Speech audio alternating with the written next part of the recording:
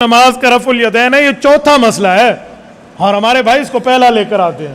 یہ رکوع کے وقت ہے، اس سے پہلے ہاتھ اٹھانا، ہاتھ باندھنا ہے، اس کے بعد سورۃ فاتحہ ہے، اس کے بعد آمین ہے، چوتھے نمبر پہ رفع الیدین ہے۔ اگر آپ کی تیاری ہوگی نا، کوئی آپ کے ساتھ بات کرے گا تو آپ اسے کہیں گے چوتھے مسئلے پہ بعد میں، پہلے تین پہ طے کر لے، پہلے انہیں تین کا جواب دے دے پھر اگلی گل کریں گے۔ لیکن ہمارے والے کیا کرتے ہیں، وہ نوالا بنا کے منہ میں دیتے، ہم چبانا شروع کر دیتے ہیں۔ جی نہیں، اسے کہا چوتھا مسئلہ چوتھے نمبر پہ، پہلے تین حل کر لے۔ امید ہے کہ جب پہلے تین آپ نے شروع کی ہے نا، دوسرے تیسرے کی باری ہوگی، بچوں نے آپ کے سامنے بیٹھنا نہیں ہے۔ اچھا میں چوتھے پہ آ جاتا ہوں، نو ایشو، اس پہ کیا مسئلہ ہے؟ اب بتائیں کیا مسئلہ ہے؟ کہتے ہیں نماز میں رفع الیدین کرنا چاہیے۔ میں نے کہا جی ہم تو کرتے ہیں، اللہ اکبر کر کے نماز پہ ہاتھ باندھتے ہیں، یہ بھی رفع الیدین ہے۔ کہتے ہیں نہیں، رکوع جاتے، رکوع سے سر اٹھاتے کرنا چاہیے۔ کس نے بتایا؟ صحابہ نے۔ میں نے کہا ایمان سے بتا، ایمان سے۔ جو صحابی حضرت مالک بن حویرث رضی اللہ عنہ یہ حدیث سنا رہے ہیں، رکوع جاتے رکوع سے سر اٹھاتے رفع الیدین کرو، وہی صحابی سجدے میں رفع الیدین سناتے ہیں یا نہیں سناتے؟ کہتے ہیں سناتے ہیں۔ میں نے کہا تو سجدے میں کیوں نہیں کرتا؟ وہی صحابی سنا رہے ہیں۔ مالک بن حویرث کی صحیح حدیث جامع نسائی میں موجود ہے، سنن نسائی میں، وہی صحابی سجدے میں بھی رفع الیدین بتا رہے ہیں کہ رفع الیدین کرو سجدے میں جاؤ، رفع الیدین کرو سجدے سے اٹھو۔ تو کیا بات ہے، تو صحابی کی آدھی بات مانتے آدھی چھوڑ دیتے۔ کہتے ہیں سجدے کا رفع الیدین منسوخ ہو گیا تھا۔ میں نے کہا اس کے منسوخ ہونے کی کوئی آیت حدیث پڑھ دے، اس کی آیت حدیث میں پڑھ دوں گا۔ میرا بچہ بات پوری کر، ادھوری نہ کر۔ رکوع جاتے رکوع سے سر اٹھاتے، تجھے یاد ہے، سجدے پہ جاتے سجدے سے سر اٹھاتے، اسی حدیث پاک صحابی بتا رہے، پوری بات کرنا۔ کہتے نہیں وہ منع ہے۔ میں نے کہا سجدہ دو بار ہے، دو بار جاتے دو بار آتے، کتنے ہو گئے؟ 4 مرتبہ۔ اور رکوع پہ تو ایک مرتبہ ہے نا، ایک مرتبہ رکوع ہے، تو ایک بار جاتے ایک بار آتے، 2 ہے۔ میں اگر 2 جگہ رفع الیدین نہیں کرتا، میں حدیث کا منکر ہوں، اور تو سجدے پہ 2 دفعہ آتے اور جاتے 4 دفعہ نہیں کرتا، تو بھی منکر حدیث ہے۔ اپنے لیے بھی فیصلہ کر لینا، صرف مینوں تانا دین واسطے میں حدیث پاک آ جاندی ہے، اپنے لیے حدیث نہیں ہے۔ اچھا اب خاموش۔ میں نے کہا بھائیو تھوڑا گزارا، تھوڑا سا گزارا نہیں، یہ جو حدیث ہے حضور رفع الیدین کرتے تھے، صحیح مسلم میں، صحیح بخاری میں۔ میں نے کہا ایک منٹ، صحیح مسلم سچی کتاب ہے؟ سچی ہے۔ میں نے کہا لکھ دے۔ جب لکھ دے نا، صحیح مسلم جلد اول کتاب الصلاۃ صفحہ 181 ورقے کی 22 سیٹ قدیمی کتب خانہ کراچی، حضرت جابر ابن سمرہ رضی اللہ عنہ کی حدیث ہے۔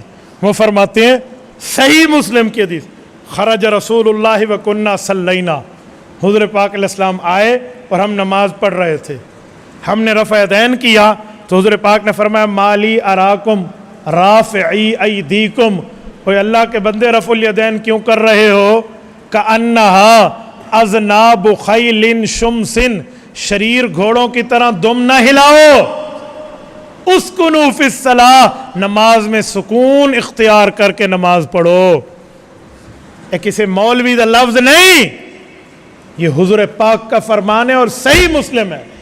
اب بتاؤ، مجھے کہتے امام نووی رحمۃ اللہ علیہ کہتے تھے اس سے مراد سلام والا رفع الیدین ہے۔ میں نے کہا حضور نے نماز میں تو بات سلام کی نہیں کی، امام نووی کی بات تو لایا ہے۔ اور نہیں مانتا تو ابو حنیفہ کی نہیں مانتا جو صحابہ کا شاگرد ہے، اور ماننے پہ آیا تو امام نووی کی مان گیا جو صحابہ کے 700 سال بعد پیدا ہوا ہے۔ تھوڑا گزارا میرے بھائی، میرے نکے نکے بچے نے، میرے تے رحم کر، کیا مسئلہ ہے؟ اور تو نے نہیں ماننا تو صحابہ کے شاگرد کی نہیں مانی، اور ماننے پہ آیا تو امام نووی ویسے مولوی کی مان گیا جو صحابہ کے 700 سال بعد پیدا ہوا۔ کہتا نووی کی بات ہے اور سناتا ہمیں حدیث ہے، تو کہنا میں اہل نووی ہوں، میں مان لیتا، اہل نووی کہہ دیتا۔ ایک مولوی تواڈے کول کہ ساڈے کول، پھر ویکھاں گے وڈا کیڑا ہے، پھر دیکھیں گے۔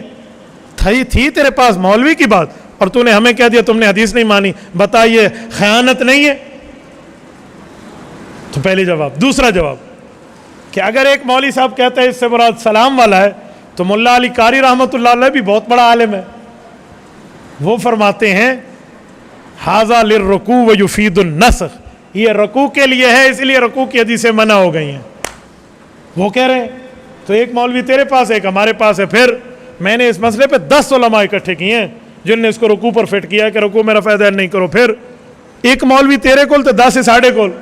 اب بتا اگر بات مولوی کی ہے تو وزن لے لیتے ہیں, لیکن مسئلہ یہ ہے میرے بھائی, حضور نے نہیں فرمایا, حضور نے نماز کے اندر فرمایا ہے اسکنوا فی الصلاۃ, نماز کے اندر سکون اختیار کرو.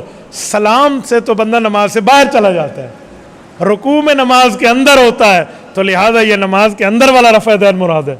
فوراً پلٹ کے کہے گا اچھا جب تم تکبیر تحریمہ کہتے ہو تم بھی تو رفع دین کرتے اللہ اکبر, پھر کیوں کرتے ہو؟